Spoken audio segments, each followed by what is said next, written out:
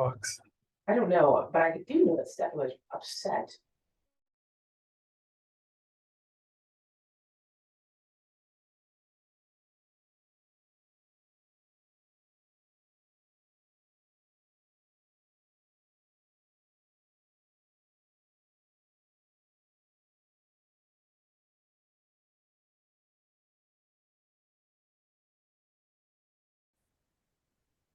Okay, started recording again.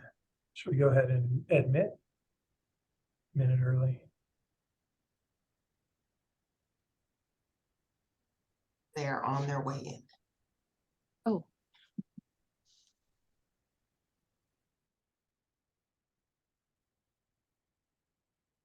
Good morning, everybody.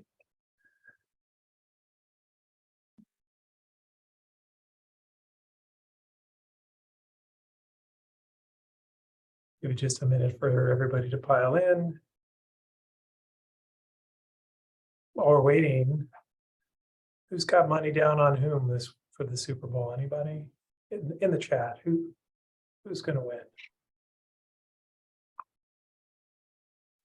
I don't think I've seen Jeremy. Yeah, Jeremy, our data guy. He's our resident NFL expert in fantasy league. Go figure. Oh, there he is. Hey, Jeremy. Jeremy, who's going to win this weekend?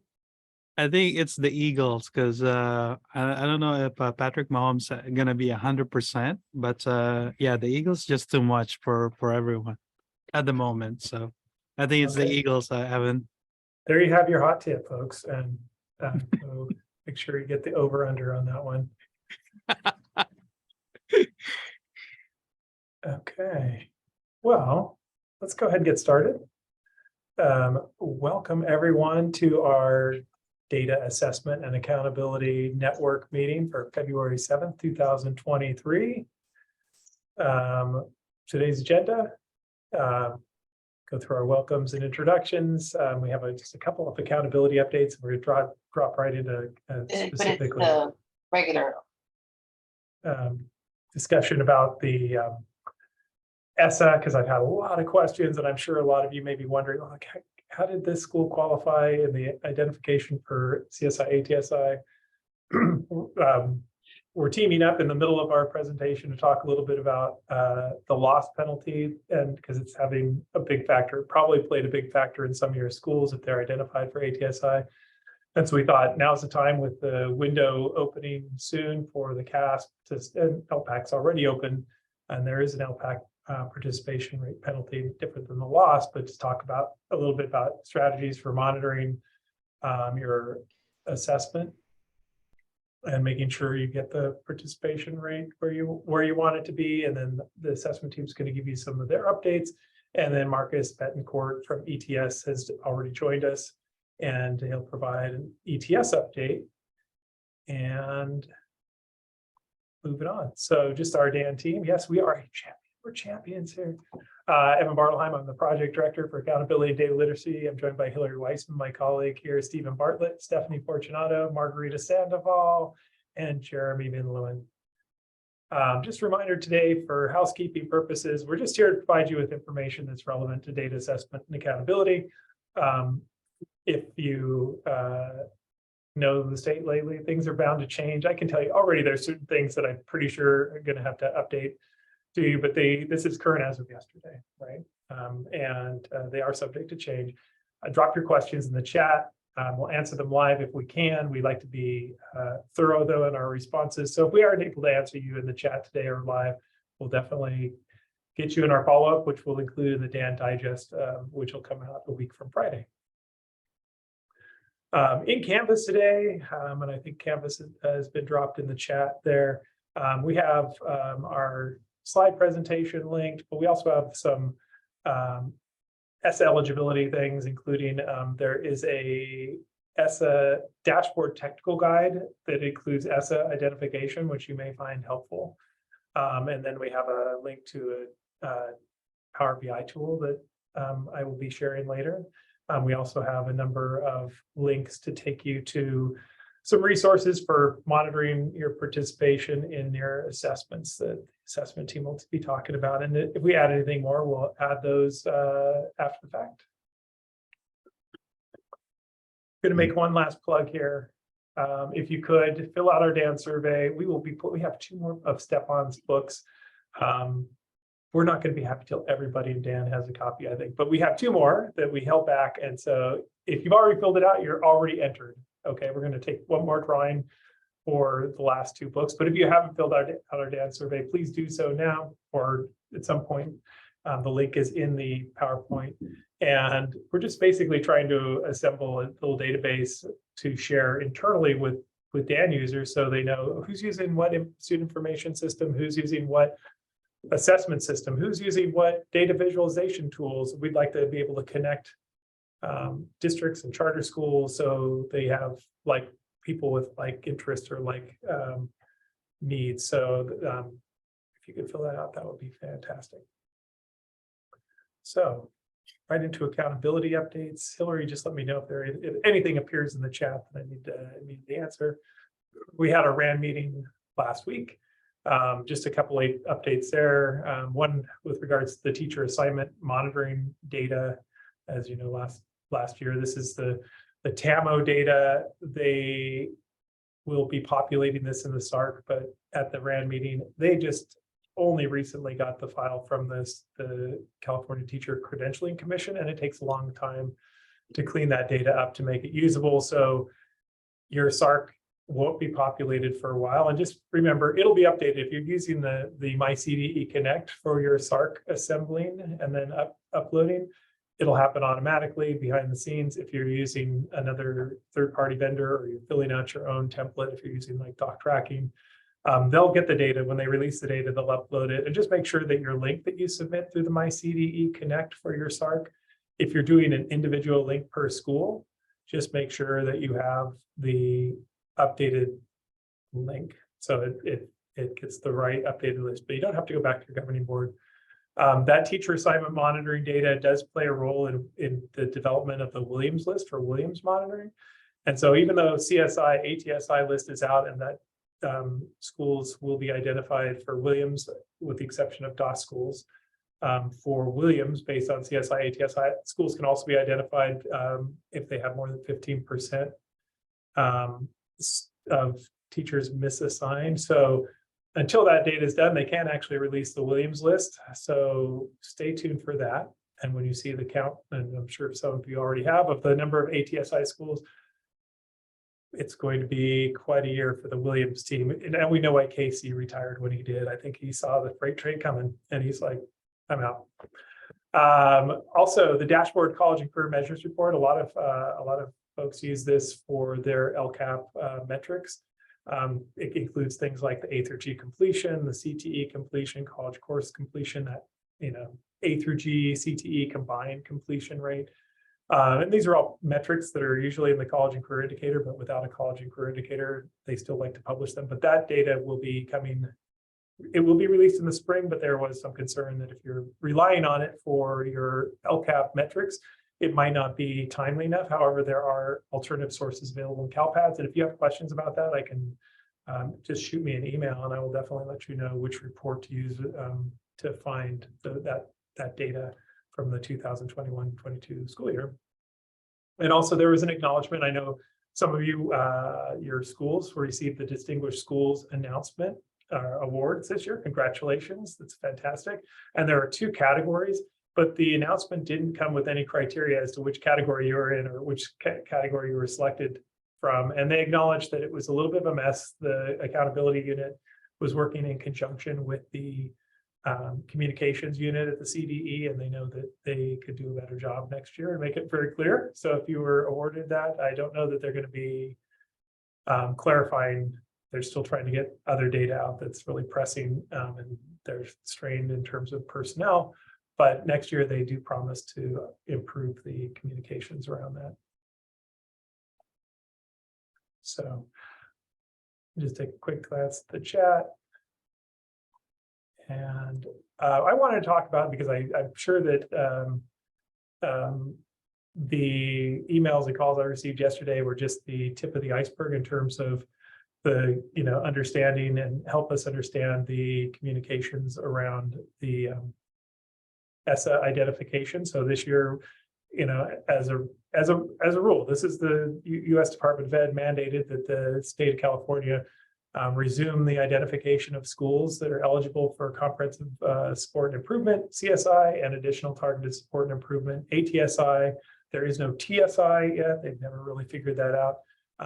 But based on the criteria in California's ESSA plan, they used some modified measures this year because we didn't have the colors, and I'll touch base about those in a minute.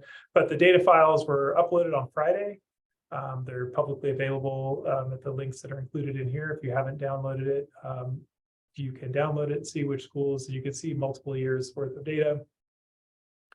The eligibility criteria and the selection program requirements, et cetera, are all shared on the links here. And there is, like I said, this mini guide that we've linked in our chat today.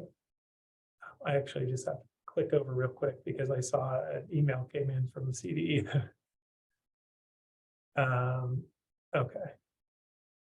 Okay, well, hot off the presses, folks. So let me go back. So as I drive forward, so this slide right here, I got my response. So here's how things change.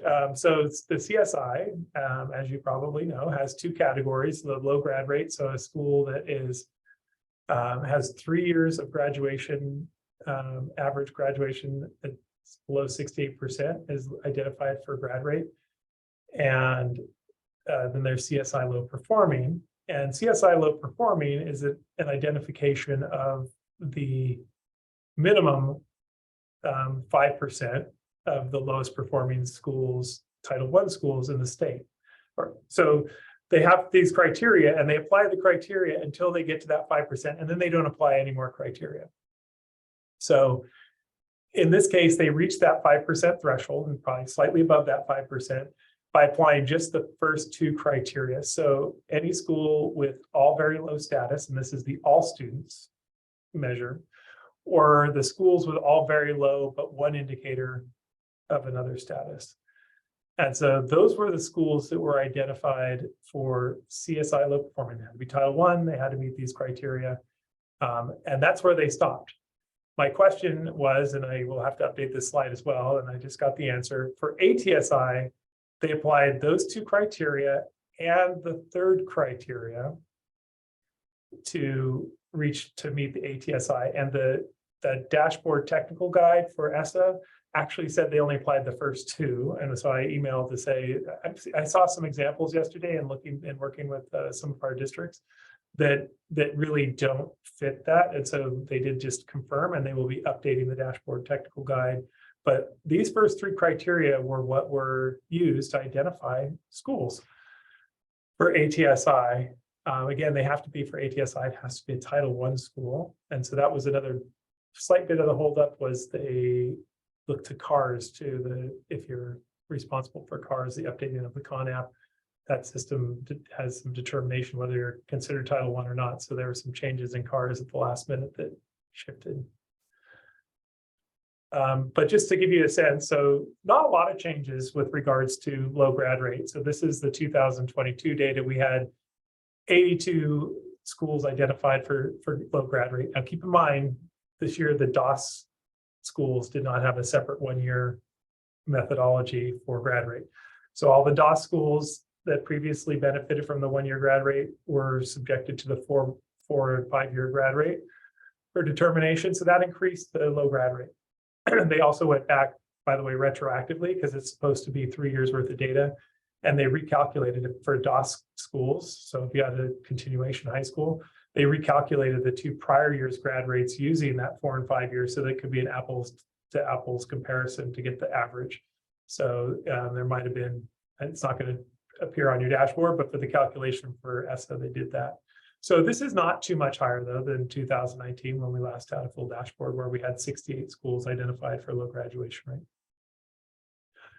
Our low performing schools, and I just showed you the criteria, there are 58 schools in LA County identified as low performing, which is actually down slightly from the 61 identified in 2019.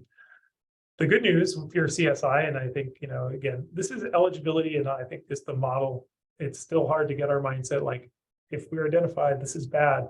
But in fact, it's really just to support schools, and this CSI comes with additional funding. And I think this year's preliminary allocation is about $165,000 per school to implement evidence-based interventions, and it can be very useful to leverage this status to make some changes when you, if you can, or to do things that have been unaffordable up until now.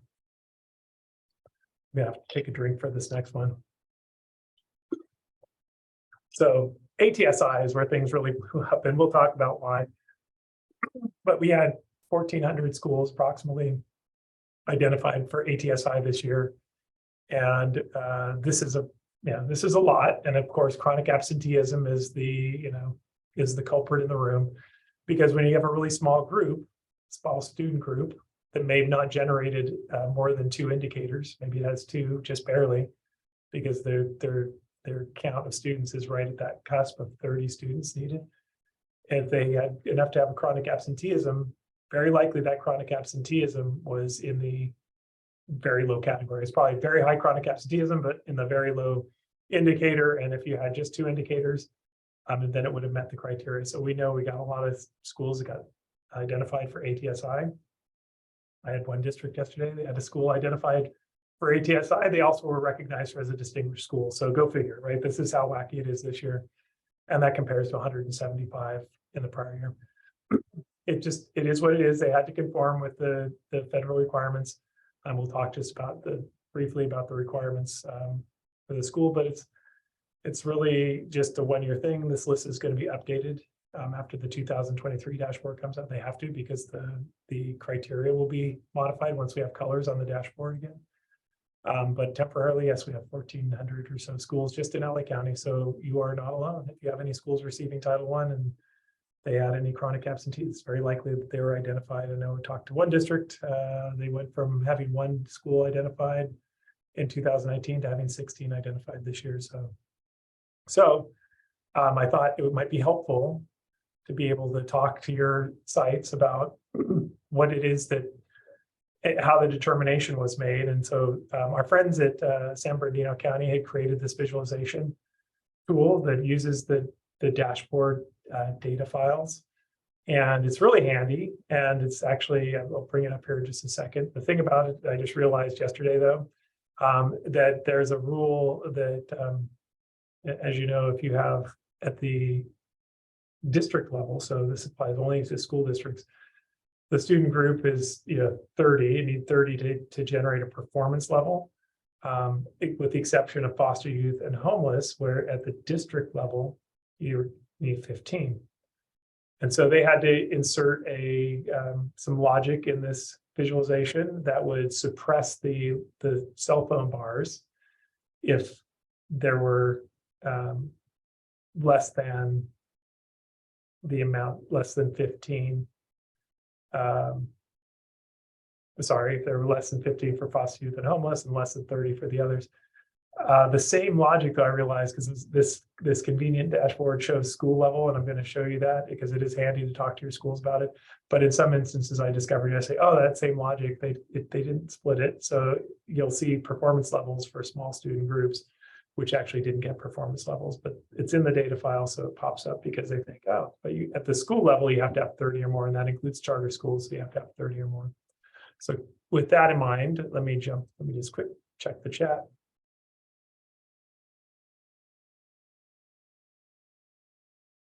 Okay, I'm going to jump over. Hillary, if I needed to address something, I'm happy to do so, or if you can address it in the...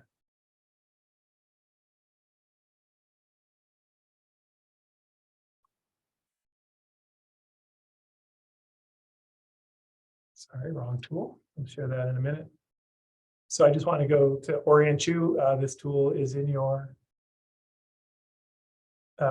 it's in the PowerPoint. It's also in the agenda for today, and it's taking its time building here, of course. Maybe if I quit flicking back and forth, sorry. So there is a link at the top. So just here, view by school. So if you want to see your school level data, we've been using this in our differentiated assistance meetings to share what schools were, or what districts were identified for. But here is the dashboard school level report And so in this report, you can see, you can pick your district, and if you are in a charter school, your school will be listed under your authorizer. So for Los Angeles County Office of Ed, you can see we have our authorized, we have our camps and schools, we have some of our authorized charters visible right here. We have our international iPoly, our one of our 2 comprehensive high schools. But I'm just going to take a look. I've got Central Juvenile Hall selected. And so this is actually a helpful demonstration, I think, of the challenge faced, right? So you can see here, the suspension rate here for homeless youth is showing a performance level, even though there are only 18 students, so you can see the end value. So you just have to take that grain of salt here. So there actually is not, there would be no indicators, even though they have some homeless youth. They don't have sufficient numbers at the school level to actually generate performance levels. But that aside, if you look at the category here for socioeconomically disadvantaged, this is a case where only 2 indicators were needed. In this case, for socioeconomically disadvantaged, the grad rate was in the very low category, while the suspension rate was in the medium category, but that fits the criteria of all indicators low except 1. Even though there's only 2, all sounds like you should have more than 2, but it means if you had only 2 indicators and one of them was very low, that would qualify. So that if you can find your schools, this is kind of helpful to do. I will show you the one other one. I apologize to West Side if they're here, but it's the first place I saw it, and so I wanted to, and that's how they. I'm not trying to pick on anybody here, but I think we all share. This was a unique school here and a unique circumstance that they're asking about one of their schools and why they were identified. So I believe it was Sundown. So for their English learners, and here's the other kind of anomalous thing for space, they did not include the bars here for the LP. So you have to know the cut scores, right? But in this case, they were saying, well, but wait a minute, what's visible here, it appears they had, the suspension rate was actually quite good. They had 5 cell phone bars. And then we had math was in the low range, but why would we be identified? Well, so 29.4 put their LP in the very low category.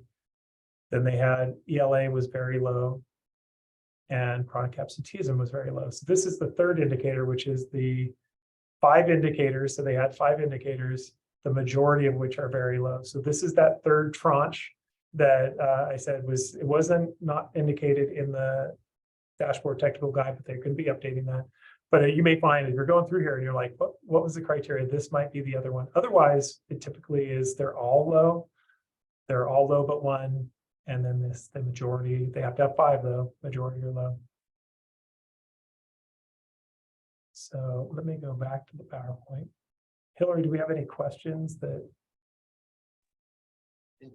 No, nothing as of right now. Okay. I mean, David had something that was kind of interesting. He had mentioned that he found at least one school with an average 3-year grad rate, less than 68%, but was identified for CSI graduation. Yeah, I'll have to check that out. David, was that based on your data or the data? Because like I said, they recalculated, so it might have been if you're looking at prior years data, they might have by applying, if it was a DAS school, by applying the 4 or 5 year to the 2 previous years, they might have brought their grad rate down. So it's a little tricky to know that. I don't know necessarily where you'd see that number. Yeah, I pulled it from the research files, but I'll have to check when, or do you know when those research files were last updated for the previous years? Because I would have done this within the last month. Yeah, I don't think they've updated those research files. I think they might have only done it internally. I'll ask though, and I'll find out where, if any, I don't think they replaced those research files, but I'll find out where you can find that out. So I don't see anybody with their hair on fire. I think hopefully we can just take it at face value right now. It is what it is, and I don't think it's there. Like I said, CSI, the value is you get some additional funding, so you can leverage that. ATSI, the requirements really for both are that you develop a plan that, in the form of the SIPSA typically, but if you're a charter or a very small school district, you can use your LCAP for this, but that you make a plan that will focus on improving student outcomes. So you'd want to have some evidence in both your minutes and in your plan itself that you'd identified these student groups for which you were identified, and what your plan was to improve them. So if you're using the SIPSA, just some indication and that you're focused on efforts, and they should be evidence-based. And there's, I think, an upcoming webinar, and I don't know if I skipped over it, but that the CDE will talk about CSI, and they'll talk about that evidence-based interventions, and it requires referencing a site such as the What Works Clearinghouse. So you want to have, you want it to be evidence-based. It can't just be conjecture, and they're looking for evidence other than what, for instance, if you're choosing a commercially available intervention, usually that commercial agent, that developer, their research isn't sufficient. So it has to be, and there's some other criteria that you need to adhere to. So the LCAP and the SIPSA templates are located up there on those pages. There are two, they're actually at 10 a.m. today. They have this dashboard alternative school status flexibility for CSI. So if you cut out for 10 to grab that, I understand. No hurt feelings here. I did notice that the PowerPoint for this is already posted on the CDE website, so you can maybe get a sense of what some of these flexibilities are. I haven't had a chance to really dig through it. And then the important one, if you're a CSI school, the application for funding webinar on February 14th to find out what needs to be doing. Even though there's a preliminary allocation, like I said, of $165,000, you still have to apply for it. And then if you're a school district or a charter, you have to write to, there's a prompt, 3 prompts in your LCAP. So I will move on to the next section, and the assessment team is going to join me here. But we want to do a little bit more of a deep dive here, I think, in a second. So this year there was a new penalty. So we've always had a penalty if you didn't meet the participation rate. And then in 2019, the state board approved this new penalty. We didn't get an opportunity to see it in action because we had no dashboards, but this is the first year which it was applied. And I remember hearing about the loss back in 2018, and I honestly just kind of, it was just too much and it was complicated. But now I think, now that we can see it in action and we see the consequences of the loss, that we can see in many cases it actually significantly lowered our distance from standard for our academic indicators. And in some cases, it might have even pulled, I know at least 4 districts, when we were talking about differentiated assistance, it brought their distance from standard into the very low category. It was hovering in the low category, no telling what those students would have received had they actually tested, but you're assuring that you'll get the lowest possible scale scores. The way it's done basically is any student group that's short, or an individual school or district that they're short overall, the number of students that would be needed to bring the percentage up to 95% are assigned this lowest obtainable scale score, and it's very low. It's 279 below standard for ELA and 247 for math. And when it gets factored in, it can be pretty problematic. So if you're wondering, geez, did my schools, did I meet the participation rate? Number one, the dashboard, and I put these in there as placeholder, but we'll dive into it. So there is this participation rate report in the additional reports that's super handy. And you can just see this was a school that didn't meet the participation rate, and I just pulled the top, all students are English learners. And so when you're missing that many, you can tell there's going to be some impact. But there's also, you have to drill down a couple levels. And this is at a district level report. There's an additional report called the English Language Arts Status Placement Report. But when you get into it, once you open it, there's an option to click on this View Student Groups Placement Report, and you can get down into the View Detailed Data, and you can see how many loss penalties were assigned for, in this case, the district by student group. And this is the challenge, right? We're not, when we're monitoring our testing, we're not disaggregating to say, oh, we're going to be short, 3 students with disabilities, especially at the school level. You're really just saying, oh, overall, hey, look, we hit our 95% participation rate, we can breathe easy. But in fact, when it's disaggregated, it may turn out that you didn't meet the participation rate for a student group because the students who didn't test were disproportionately represented in that group. And of course, this stands to reason for a couple student groups that are typically small, foster and homeless youth, especially homeless youth who, they may be a very difficult student group to be able to test. And there may be a lot of transients or just, they're moving mobility, I should say. So it becomes tricky. And so we're going to talk briefly about our assessment team about the reports you can use, but I just wanted to dig down really quickly into, and let me just show you, this is another tool that we have, and I will make this tool available to you. We're trying to figure out how to share it publicly. We've got it kind of locked down currently by our IT, but we're going to free it up. And we may do modified. So this is one of our schools here, or this is LACO as a whole, sorry. So you can see in the data file, they actually have the status prior to the assignment of the loss. So we pulled this into a little table. So you can see for all students for LACO, and this is ELA, prior to the calculation, our loss or our status was at a positive distance from standard 22.9. However, we had 69 students assigned the loss to bring us up to that 95% participation rate. So you can see over here that our ultimately our distance from standard was minus 44.8. So a tremendous loss. Now, again, that's not to say if we tested all 69 of those students that they would have had the same distance from standard, they might have brought that down. But that's the whole point of this loss. They want to make sure that all students are being tested. So there is an effort to not test students in an effort to bolster results on the dashboard. So that's why the feds insisted that we make something that hurts. But if we go to the dashboard, I'll just do a quick one. I'll use LACO here. So if I go to the view additional reports and I want to see our participation rate,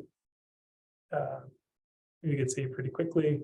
This gives you the breakdown by, this is of course this is considered a district level. County is considered like a district, all our schools combined.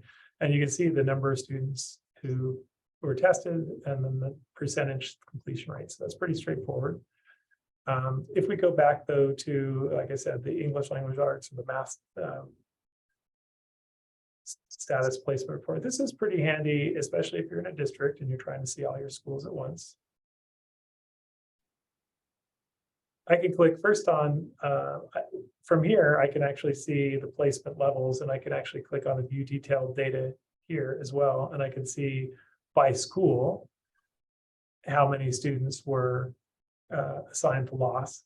And you can see there's a drop down menu up here to change. So you can look by different student groups. So if I look at English learners, right? So you can kind of see how many students. It's not going to tell you like our data visualization, what the loss was before. That's deep in the data file, but we'll try to make that available, and we need to make it available at the school level too.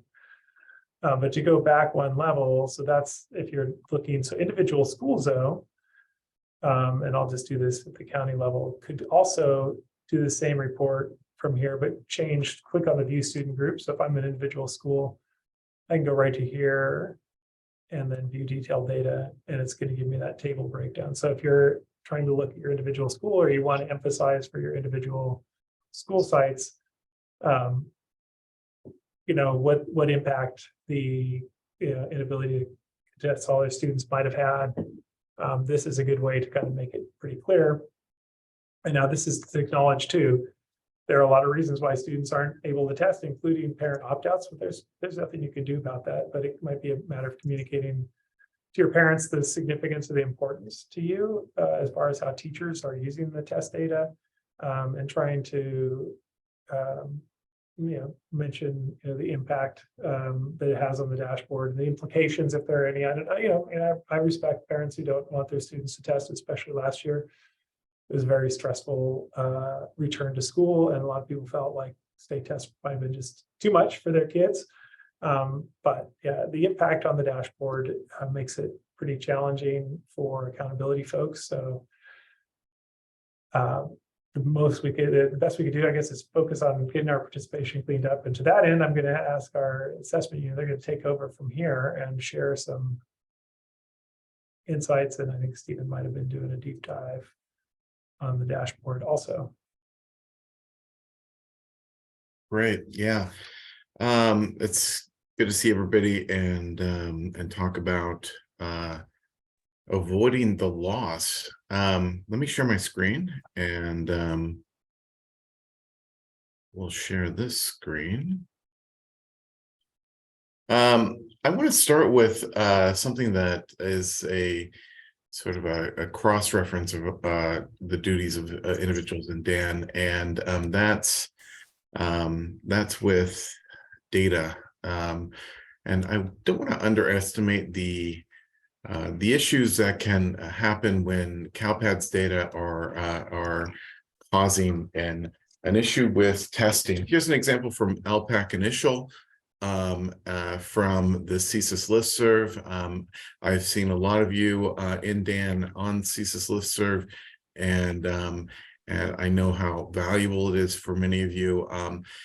This is an example where somebody's finding that their EL status is not showing up in CalPADS, and in it's something that's showing up in TOMS and then never shows up in CalPADS. And they're finding out that a student had tested under the incorrect SSID, and then those had to be resolved in TOMS later.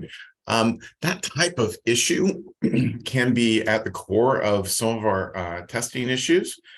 Certainly, there is the greater issue of not having tested individuals completely. But that type of thing that can be resolved technically and with building knowledge of student situations and understanding where our testing is absolutely within our power to resolve. If we look at guidance from CDE ETS on this issue, I'm going to drop a link here into the chat on an email from last year on this exact type of situation. CASP and LPAC troubleshooting student data discrepancies. This is something that you should review, look for, and whenever you have students who can't test or haven't tested, this is one of your key sources of resolution. One of these pieces of information might be missing in CalPADS or misplaced in CalPADS, or there could be an issue in the data itself. So data is driving this whole process, and that's got to underlie your argument to test early as a testing coordinator. Your pushback is going to be a need to reclassify students, greater performance with students who test later in the school year at the end of the testing window. But one of your key issues with that same metric, that metric that's going to be affected by RFEP rates, of course, excellent to RFEP students and have them open up their schedules. But one of the key arguments to test earlier in the window is going to be that same metric, the LP metric, that will be affected if there's not enough time to look at your outcomes, the missed students, and resolve issues like this. And of course, there are students who simply have been absent or are having issues. And so it's important to look at the test completion rates and reports, and having your partners, educational partners, involved in ensuring that all students test. Of course, if we look into LPAC and go into the front page, there is this dashboard, which is the quickest view of testing rates that give you an idea of the summative testing rate, and have these very simple status for testing, whether or not our students have tested with the different domains, and great tool for informing maybe a principal at a site or having a principal view daily. But that's not going to be enough in terms of managing your testing. So there are several reports, of course, that are part of our daily cycle of maintaining and understanding the status. The reports in TOMS, we are in TOMS right now, are going to be delayed by at least 1 day, and so are going to be some of the reports that might be very helpful for a morning report to principals or morning report from a district level to sites. And we have a summary report here.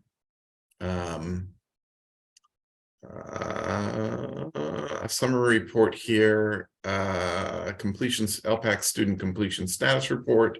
That gives us a summary that looks like, let me pull up a summary report.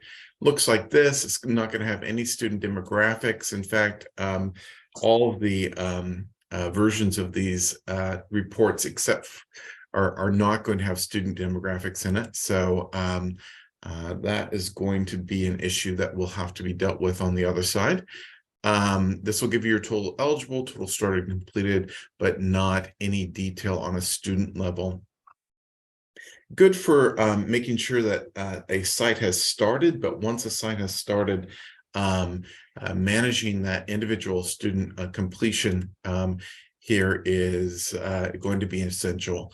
Summative LPAC is a testing program. Requesting a new report gives you a report, something that can be done daily with student information redacted. Here is that report downloaded earlier.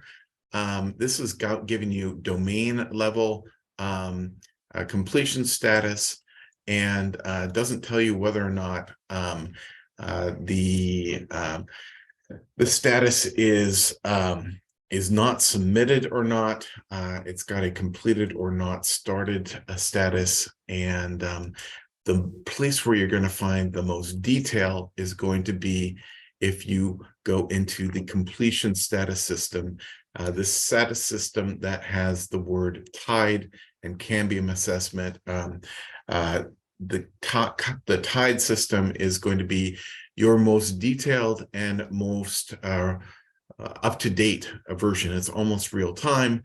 It's going to be the place where you're going to choose the plan and manage testing selection, and I'll allow you to get in and pull almost real-time data for students who are testing. Of course, you're going to go in, make sure you've got the right schools selected.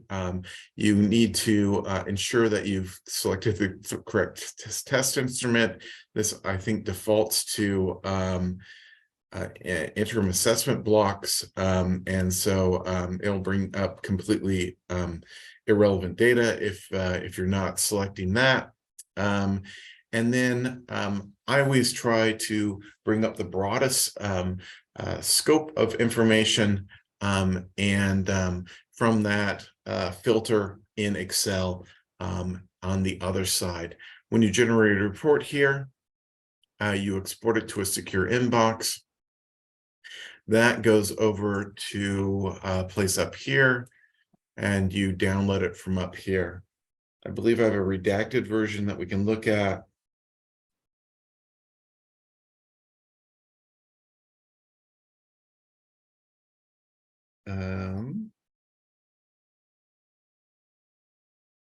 Let me pull that over.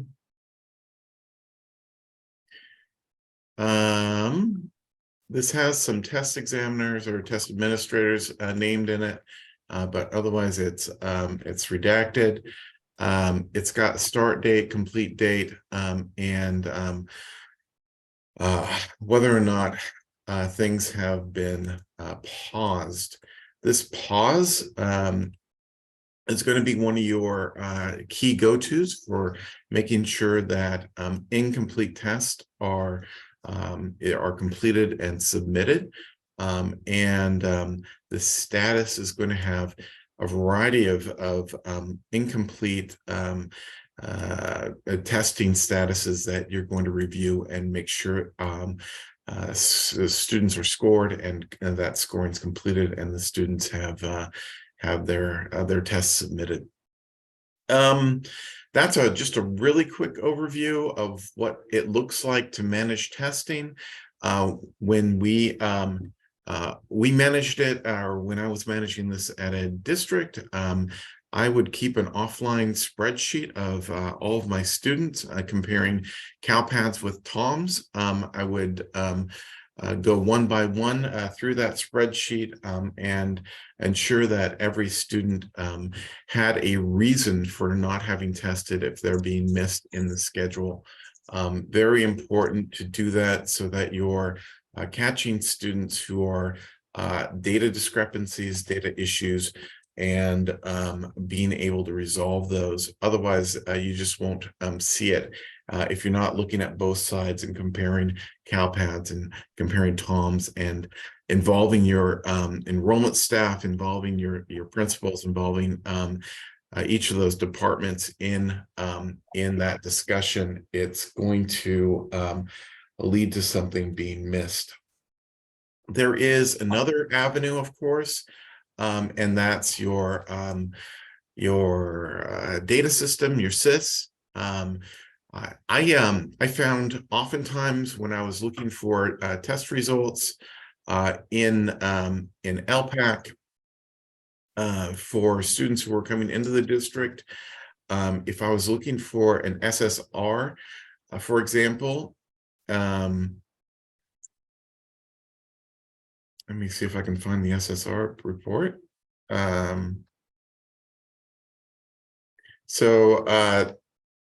For example, if I was downloading an individual SSR for an individual who had tested another district, I knew they had tested another district. Also an opportunity to look at discrepancies between records and potential for a duplicate SSID MIDS. If I was pulling something here, I didn't always get the same results as if I was trying to pull it within my data system. I was using maybe PowerSchool and pulling the data through the what would have been duplicating what was in the parent portal. I oftentimes found that I could get data this direction when I didn't get data from the same SSID through this direction. So using all your means and methods of pulling data, using one means if you can't find it through another. Not sure what explains that, but excellent to make sure you're doing that, especially if you're working on documenting scores for an audit or looking at pulling data that need to inform placement decisions or understanding of student status for whether or not they need to be tested with an initial. That's in a quick nutshell, some completion status. Assessment also has some updates that we'll share with you.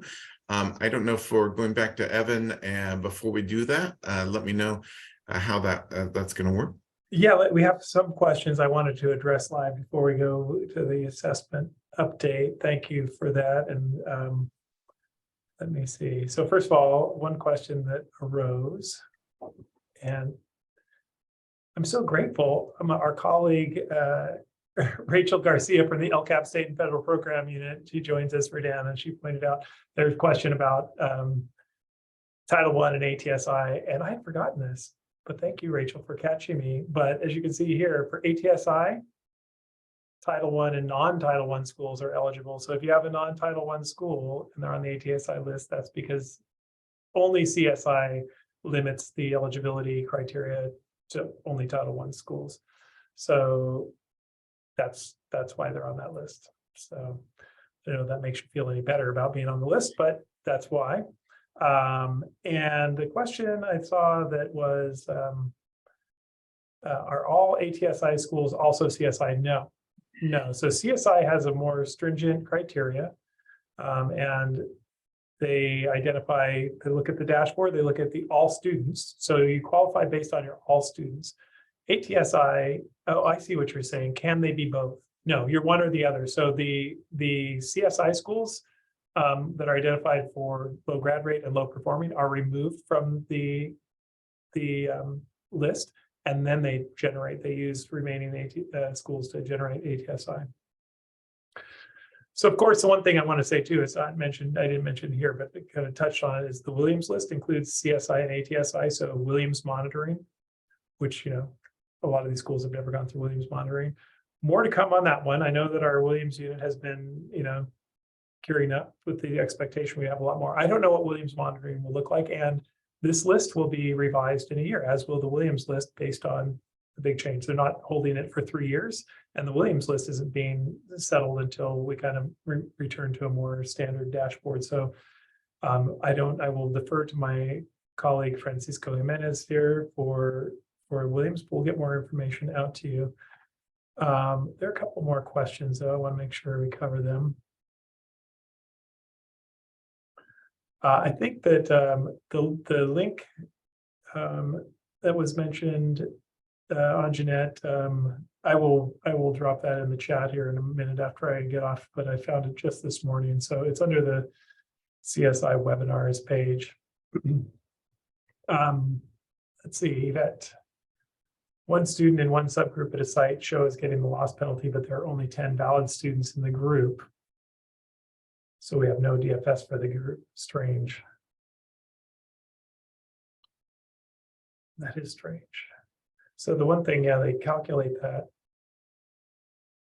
prior to the actual dashboard going up. So maybe that there's a loss assigned, but there's not. I'd have to look at the individual school. We can talk about that. I'm actually seeing it at a couple different schools Okay. in I'll our take district.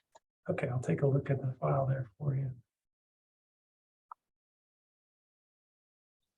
And I saw a question about the subgroup data. That's the problem. You know, we can only look at, you know, it's a blunt instrument. If we're looking at participation, we don't necessarily know individual student groups. It makes it hard to target in that regard. I think. Thank you, Stephanie and Sean, for dropping in that link to the Cambium. I think, did we get everything? There's also a hand raise. Did you want to, Robin? Oh yeah, Robin, go ahead. Yeah, I was looking at, I put in the school that we got recognized for the ATSI, and there were only 16 students when I was looking at the dashboard, because those were the students that were scored. But then when I put it into your calculator for the individual school, we had 39 students, grades K through 6, that were in that subgroup. So maybe that's how that group is quantified, is because they just didn't take the assessments. And then when I was looking at it, there were actually 5 different levels that different subgroups that school had scored very low on that calculator. So just because they weren't tested possibly in grades 3 through 6, they weren't showing up in the indicators, but maybe because the overall student number in grades K through 6 is above the 30. I'm not sure. That's my guess. That's a great point, and that's one of the things about the the visualization. And then we jump back to it real quick.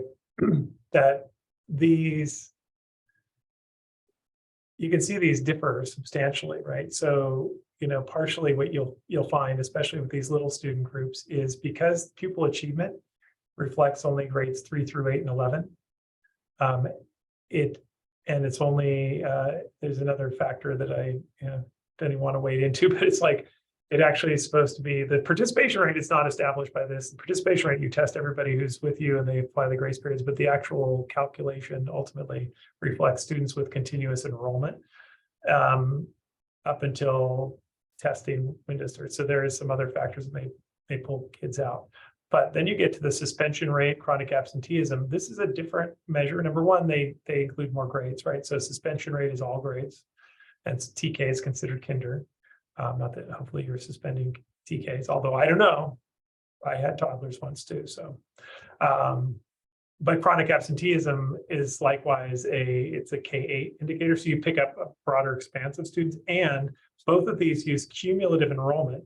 So students can come and go. And for the purposes of suspension rate, 1 day of enrollment actually would feed into your denominator. It doesn't mean those students are then suspended. It just means you would have enough students possibly to generate, because you'd have enough students included in the denominator to generate an indicator for that. So that it is a little bit confusing. The numbers change depending on the indicator and the way the business rules are applied. And so there's, you can see some big differences from one to the next there. Does that make sense, Robin? Yes, thank you. Okay. So more questions. All right, that was a lot of data diving, and I thank you for your patience. If you have additional questions, please, feel free to email us. Happy to get on and walk through the data I did with a couple of districts yesterday, just to kind of go, oh, okay, that makes sense. And it was helpful for me too, because like I said, that third indicator that didn't jibe with what we were seeing in the dashboard technical guide. And so it was helpful to see an example where ATSI was applied for that. So Stephen, I'm going to hand it over to you. Do you want to run your own show? Because I actually have to. You got it. Awesome. Thank you. Yeah, thanks. All right. Go ahead, Stephanie. Yeah. Oh, sure. I was just going to say good morning, everyone. We're going to go ahead and move on to the assessment updates. You'll find both Stephen and my contact information is on the next slide. So definitely, if you ever need to reach out to us, please feel free to do so. So we're going to go ahead and start off by providing some updates from our recent RAN meeting, some CASP and LPAC updates, and then talk briefly about some professional learning opportunities. So our regional assessment network meeting was just this last month, a couple of weeks ago. So this is that information that's reflective of that. Really exciting for us and for all of us here was a discussion about the science and LPAC interim assessments that are going to be coming soon. So we're all really looking forward to it. This slide here just kind of shows you, they've been working on developing the interim assessments for both LPAC and CAST. They're planning a release date of this fall, so September 23. And then they'll be following it up with a second set of interim assessments for the next school year as well. So really, the purpose behind these is to be able to continue to support teaching and learning in the classroom. It's going to be, similar to the IABs that exist now for language arts and math. The individual tests are designed to, still fit within one class period. They're going to be using the same achievement descriptors or performance level descriptors and the scale scores as the summative assessments. Again, they'll be able to be administered in any order, and they'll have a similar administration style of either standardized or in a non-standardized manner. So there'll be more details coming soon. Stephen's going to go ahead and highlight some pieces of the LPAC IABs. Awesome. Yeah. So LPAC IA interim assessments, there's going to be one set in this coming year, supposedly, developed for each of the testing grade levels, kindergarten, grade 1, grade 2, 3 through 5, 6 through 8, 9 through 10, and 11 and 12. Those, of course, would be aligned with the ELD standards, just as the LPAC is. One of those uses of, or one of those core uses of LPAC as described by SCOE and trainings, and the results are in now what, is to develop teacher understanding of student performance in according to the California English Language Development Standards. And that comes a little bit late in the year for current teachers. For a student, it has a giant training burden in terms of calibration of those teachers, of students, if they have just a small number of ELs in their class. So this is a great opportunity to develop that knowledge of student performance without having the pushback, those troubles associated with it. Second one. Second set of interims, of course, coming up in the following year, the year after next year. They're each going to have hand scored items, and they'll have hand scored and computer scored items. Reading, listening, computer scored. Speaking and writing, of course, need to be hand scored. So that will require a little bit of training or self-study. They currently put out CASP hand scoring self-study modules. I imagine there will be self-study modules coming out for this. No appearance of that yet, of course, but we'll see. This is what it looks like in terms of the blueprints and point totals. So each of those interims that's proposed is going to be smaller than the summative, but model that summative. Those are the grade levels you'll see for each of those exams. Moving on to CAST, Stephanie will talk to you about that. Yeah, so the CAST interim assessments will be based on those next generation standards. They're going to be assessed for each domain per grade level or by grade level span. You'll find questions that have to do with both discrete items and also performance tasks. And they'll be including the total number of points that'll be possible. So we know that there's going to be some training that's upcoming. It's going to be needed for these, but you'll see also that each of the sets of the IABs will consist of the 3 CAST interim assessments for grades 3 through 5. They'll have one for middle and also for high school. So you'll see that there on the next slide. Yep, perfect. And then you'll see that each of those will cover the different science domains. So for each middle and high school, it'll align with, earth and space sciences, life sciences, physical science. The interims will consist of, 9 to 10 or so discrete items. And then there'll also be that performance task. So I love the graph on the next slide here.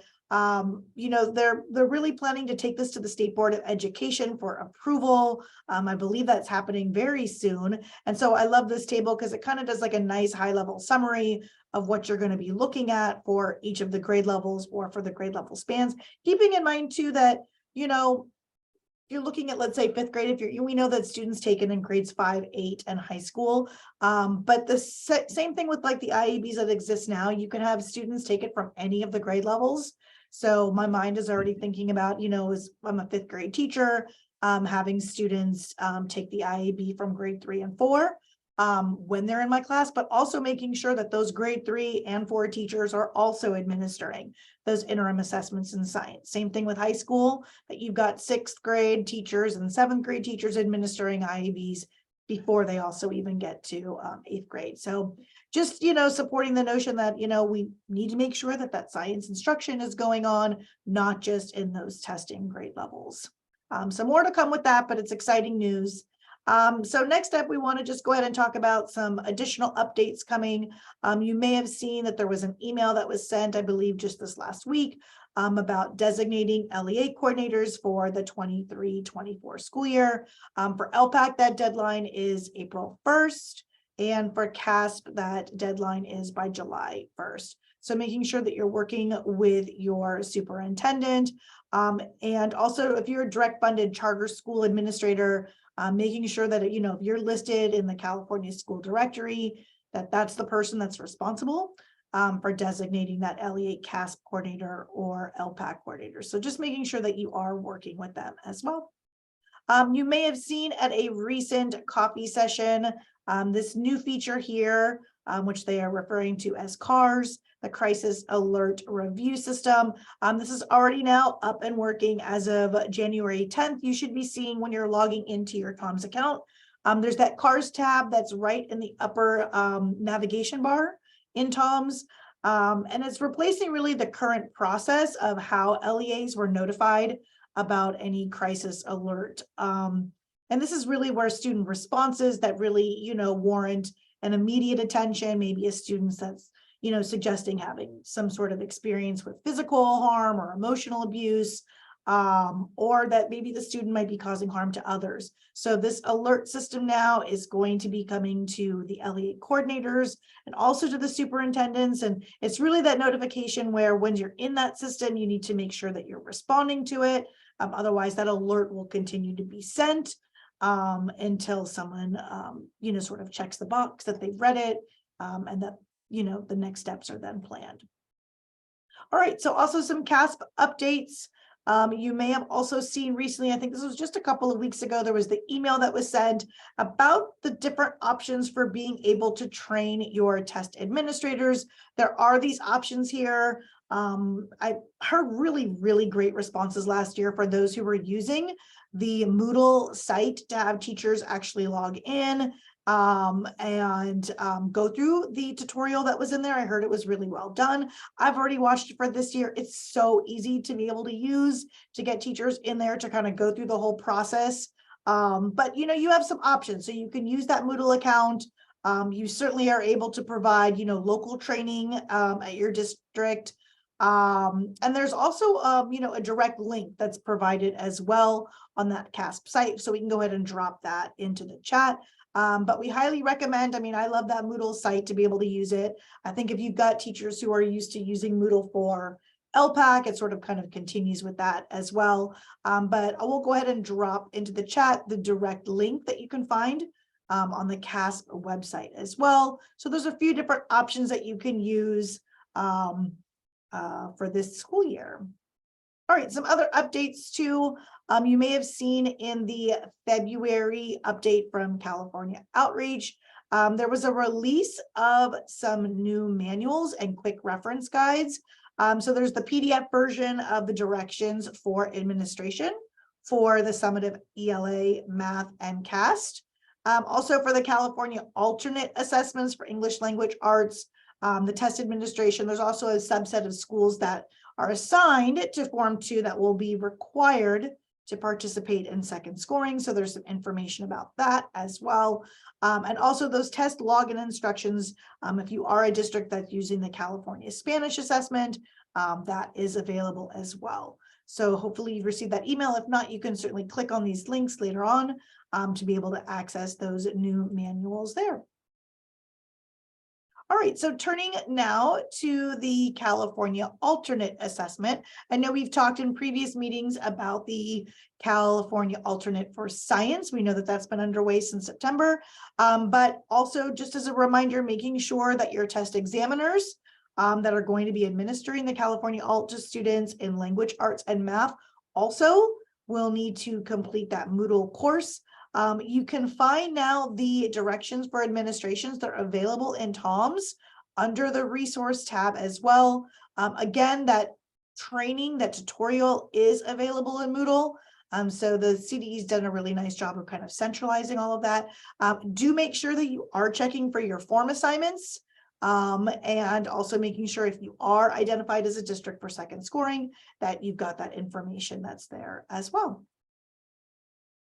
All right, so in talking about earliest access to student score results, that's always one of the things, once teachers are administering, they often, want to say, well, I want to be able to see that my students, how they actually performed. So really going and taking the time right now to make sure that you have set up those student groups in SIRS so that your teachers, your principals, your district leadership will be able to have access to those results. We know that once LPAC is administered, we start winding up, getting those results in May very often.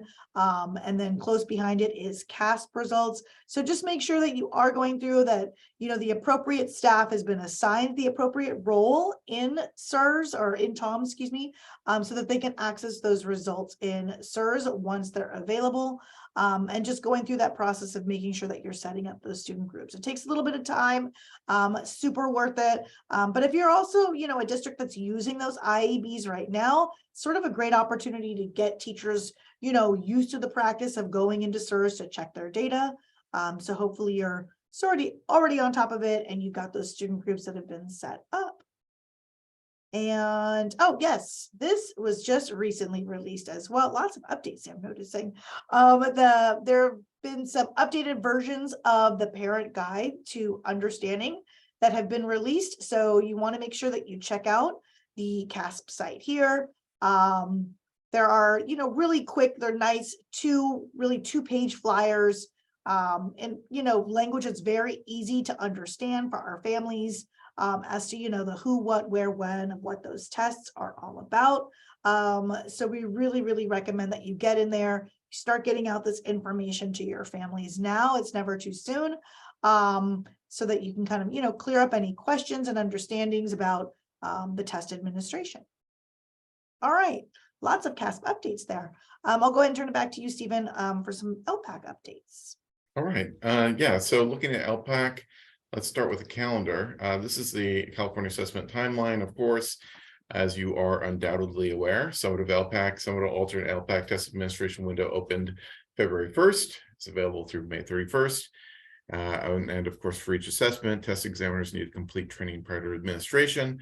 Test examiners of the summative LPAC that are administering the speaking will need to calibrate for the grade levels or grade spans they're administering. Notice, of course, on this assessment calendar from the state that there's only 1 year on the current CDE assessment timeline. That's because there's no summative assessment that's currently in development as a field test. However, as has been reported out by RLEAs, your test administrators will see field test items on, for example, LPAC Form 3 that will need to be administered. That will have a significant impact on your testing schedule and the amount of time it takes to test. We've been reported that almost doubling of test time on Form 3 due to the number of field test items on that. What's new with the summative LPAC? DFAs have split into the DFA and PFA. That's a non-secure PFA and a secure DFA. Something needs to be destroyed after testing, the DFA, and something that can just be thrown away, the PFA. Summative alternate LPAC test assignments are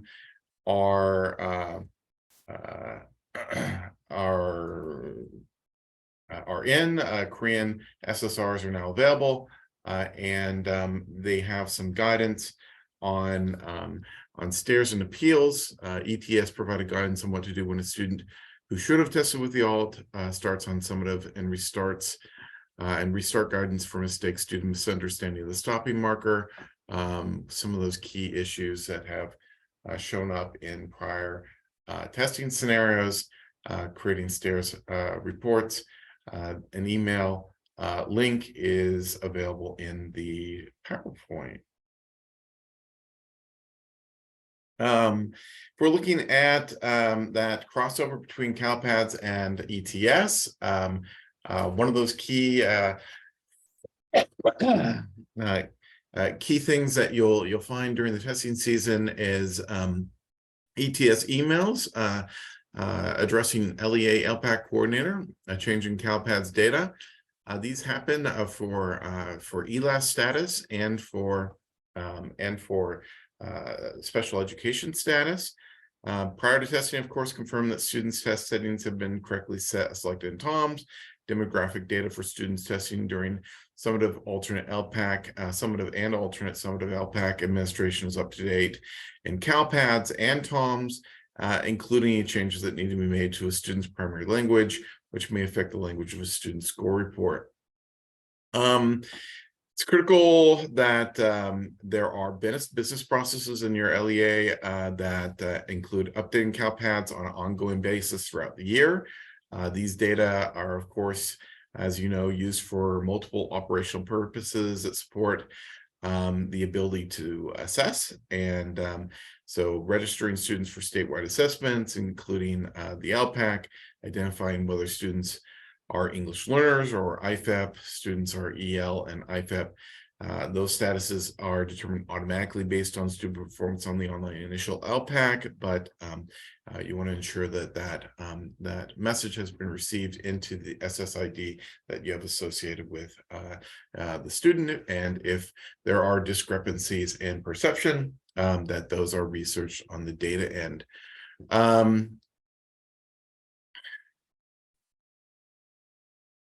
The supplemental summative LPAC ordering window, this is only used for alternate form types and for grades K through 2022.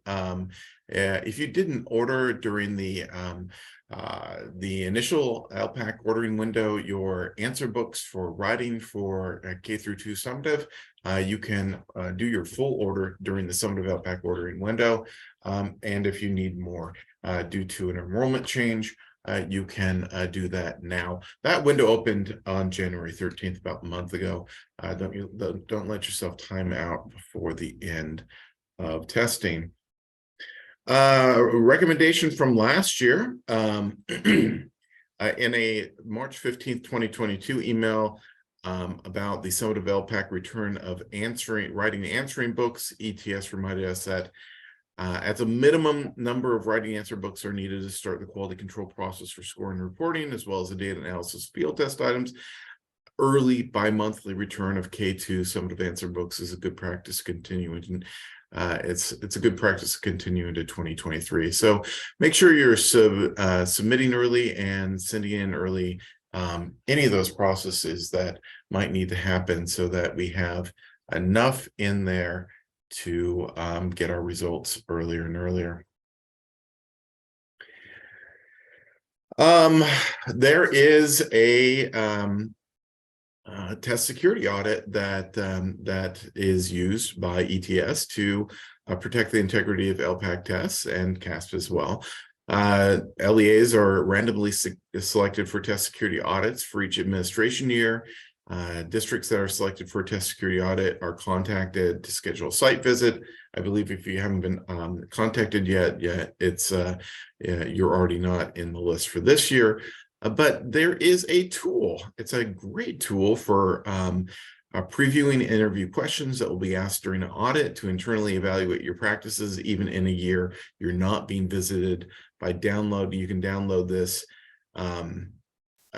this document called the California Assessment of Student Performance and Progress in English Language Proficiency Assessments for California Test Security Auditor Questionnaire.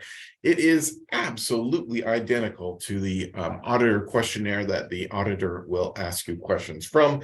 In fact, I had this open during an audit and had responses to each of them written down, and my auditor had the identical document asking me the identical questions. Great tool for assessing your systems, even in a non-audit year. Great tool there.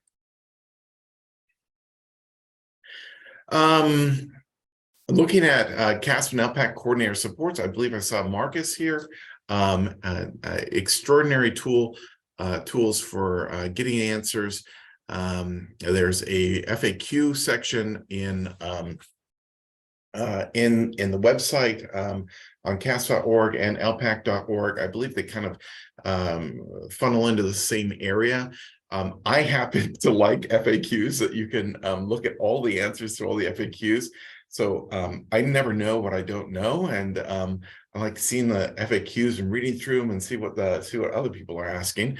This FAQ, you have to have an idea of what you're looking for, and but it is helpful to look through those if you have a vague idea of what's going on, and there is that FAQ on in this area where you find the success agent and get answers area.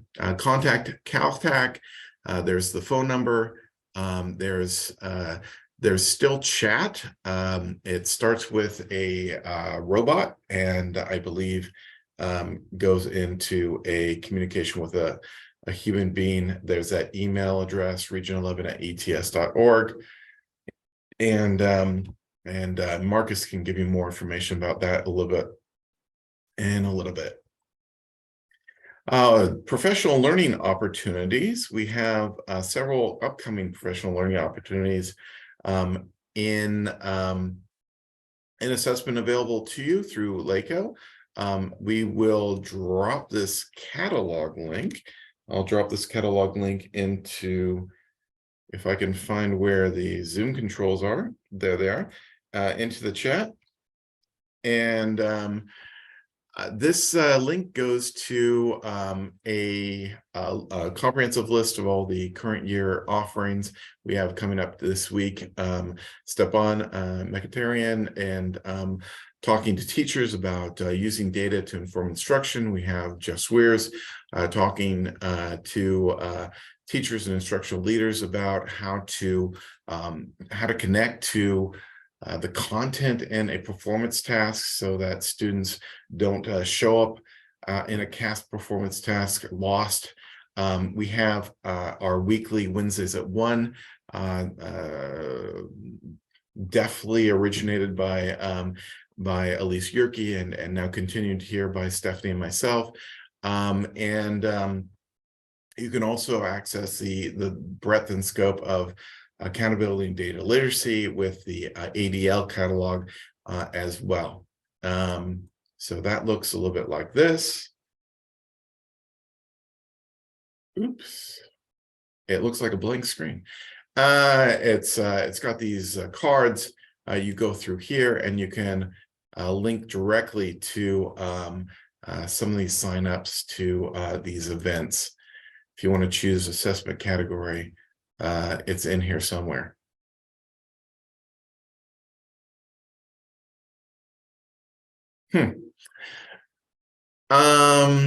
Wednesdays at 1, there's a link and a flyer. Great to sign up. A lot of you are signed up. There's a lot of overlap between the two groups. We want to give you a few minutes for questions and answers. So if you'd like to come off mute or drop a question into the chat, you are welcome to do that. Please do. And we're answering those actually as we're kind of going along here too. Do we want to maybe turn it over to Marcus in our final 10 minutes or so that he has some time also? Absolutely. Do you want to present, Marcus, or do you want me to drop off of presenting? Of course. Yeah. Hello, everybody, and good morning. Yeah. So I did see, I was also looking at the chat as well. Chris, if you're still there, I'm actually going to refer the question you had earlier regarding why the reports are delayed in TOMS. I'm actually going to send that directly to my team for you as well to see if we can get more information on why it takes from when a student completes an assessment to when it appears in TOMS, just so you have a little bit more of that background. So I just wanted to let you know that as well. Always helpful, Marcus. I always appreciate your support, and also this idea that's so long in coming of actually consolidating the charter management group's reports. Because as I mentioned in the text, I have to do that 11 times every day because I have 11 LEAs. There ought to be a roll-up charter management group, so all the charter management teams, KIP, Green Dot, CSMC, PUC, that are represented here at LACO, don't have to run 26 individual reports if you're the KIP assessment coordinator. That becomes egregious. And I think it's still an oversight that the teams need at CDE need to be working on. So appreciate your support and everybody's support on that, Marcus. Thank you. Sure. Yeah, of course. Yeah, I can definitely mention to that to my team as well. I definitely understand where you're coming from with those reports. First of all, hats off to your great LACO team for, again, utilizing the websites, all of our information provided perfectly. So Stephanie, Stephen, Evan, and everybody else who presented, beautiful job. Wonderful. You guys are one of the most probably efficient LEAs that just, you guys take that information and it just amazes me every time. So great job on your part. So with that being said, I'm actually going to start right into some of the issues we've been experiencing in the field with testing and just a couple of housekeeping things as well prior to that. So I'm going to go ahead and share my screen now.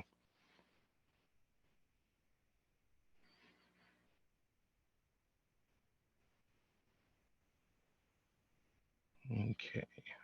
So it's going to take me just a minute here.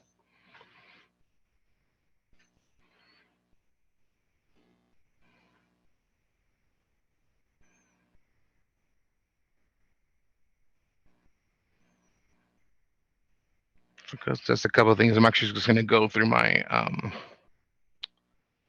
presentation here because a lot of the stuff was already covered really greatly by the other users.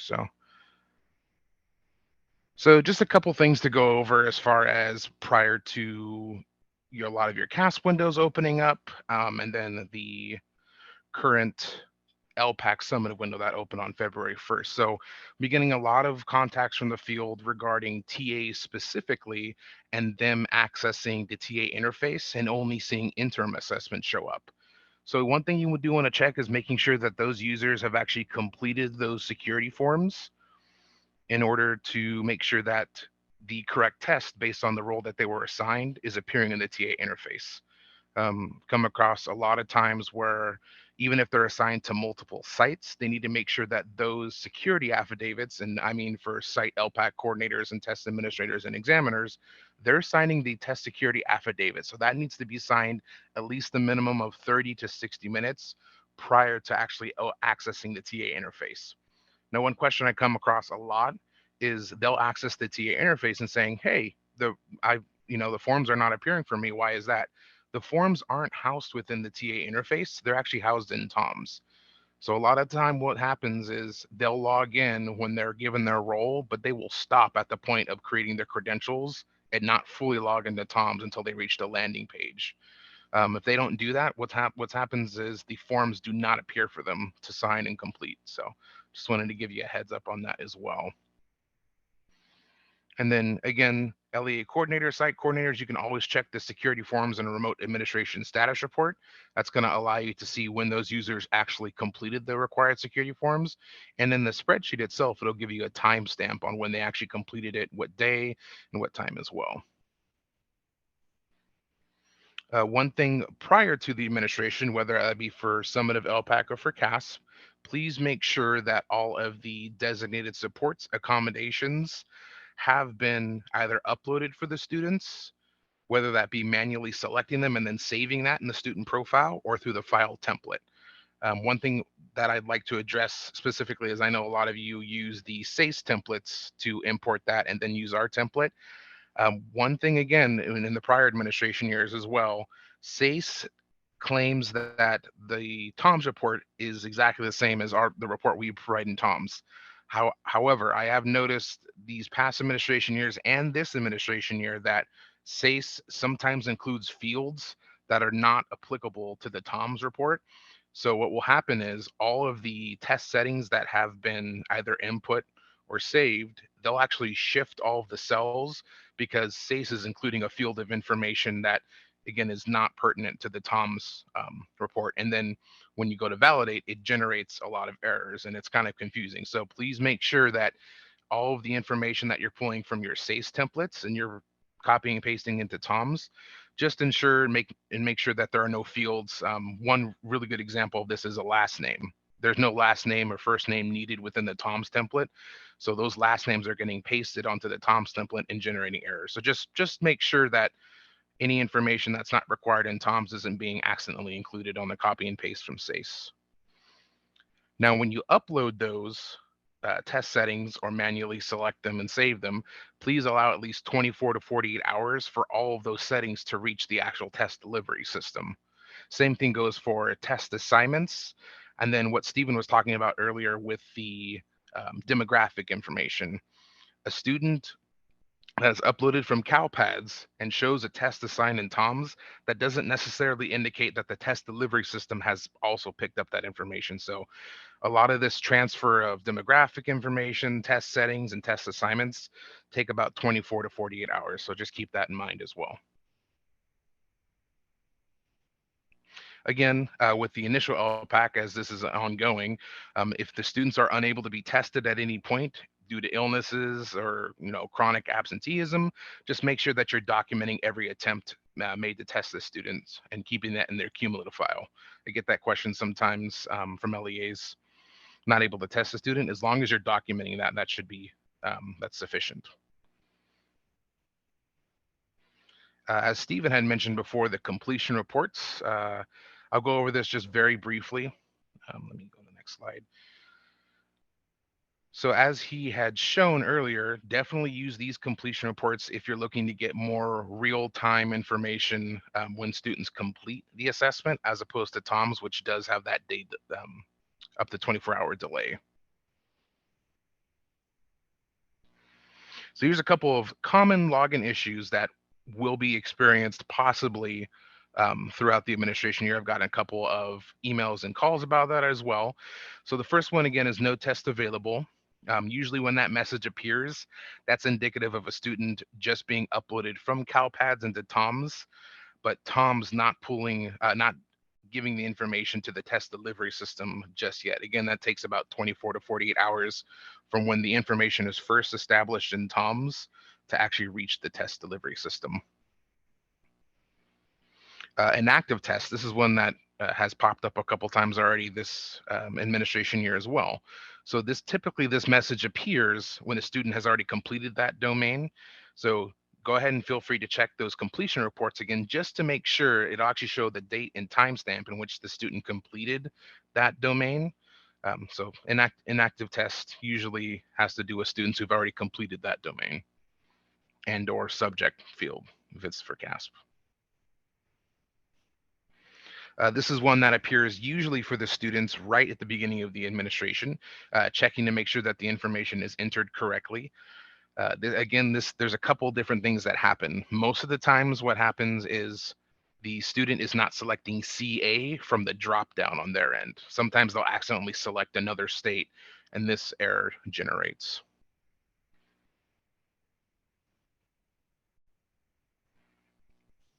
Now this one's specifically to remote administration. So when you see the inactive test, you cannot take a test with this browser. 99% of the time that student is not using either the secure browser or the browser that they're trying to access hasn't been updated to the most recent version. So I'm going to make sure that's being done prior to the administration.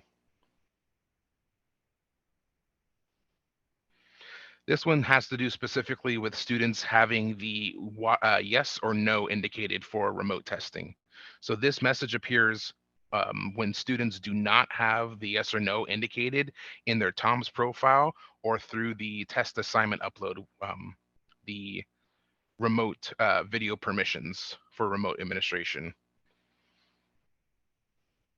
Typically that needs to be done, we'd like to say about 24 hours prior to that.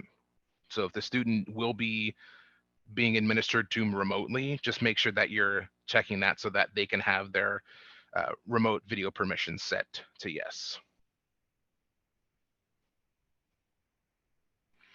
Sometimes this happens with what was commonly referred to as a hybrid administration. I believe that's still something that is set for this year. So if you have students that are testing in person and remotely, this message will appear sometimes as well if students do not have that remote, and again, the remote video permissions as well. You have to remove them from the session and then make sure that they have that set when you try to administer remotely to them. Or start an in-person session for that particular student. Two of the resources I've included here with the links as well are specifically for test connection issues for remote administration. So basically these can be used, there's going to be a series of tables and icons. Some of you may have experienced them already. A lot of them are either sad, frowny faces, cloud icons, or the icon with the triangle and the exclamation point. A lot of these issues for both CASP and for LPAC have to do specifically with the connectivity issue between the teacher device and the student device. One thing I do want to state as well is if there's any administration of the alternate LPAC, summative alternate LPAC, or the CAA for ELA, mathematics, and CAST, that test cannot be administered remotely. That is an in-person test. Just wanted to remind you all of that. Any questions from anybody? Marcus, if you don't mind following up with just sending us a copy of your slide deck. Yeah, sure. To our Canvas page. Sure.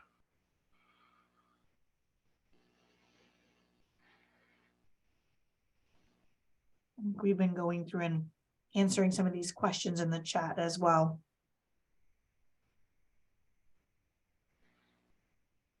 All right, any other questions? I know we're past our 10:30 timeline by just a few minutes here.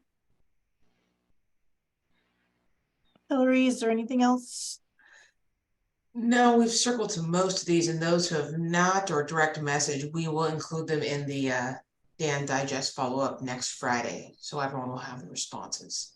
Okay, perfect. All right, great. Well, I think that's all for our meeting then today. If there aren't any other items, Stephen, do you have anything? You're muted. We welcome you at Wednesdays at 1 tomorrow if you'd like to join us. And it's been a great session. Thanks for all the questions. All right, great. Well, thanks, Marcus, also for being here. We appreciate your expertise as always. Wow. Yeah. Have a great Oh, rest sure. of the week. No problem, guys. And again, if anybody has any questions, feel free to email, chat, or call. I'm available. No problem. Oh, thanks. We really appreciate your support. Sure. All right. Well, we'll see everyone then very soon. Have a great rest of the week.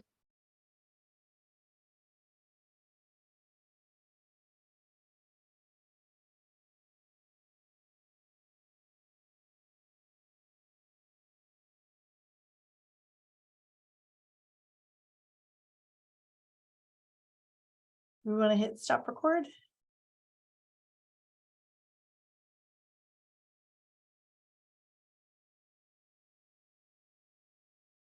When we close out, because I believe Evan is the host, it will turn it off.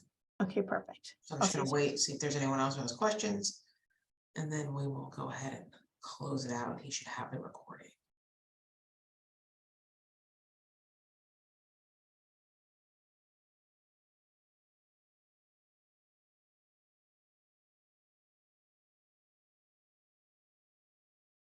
All right, I'll see you soon.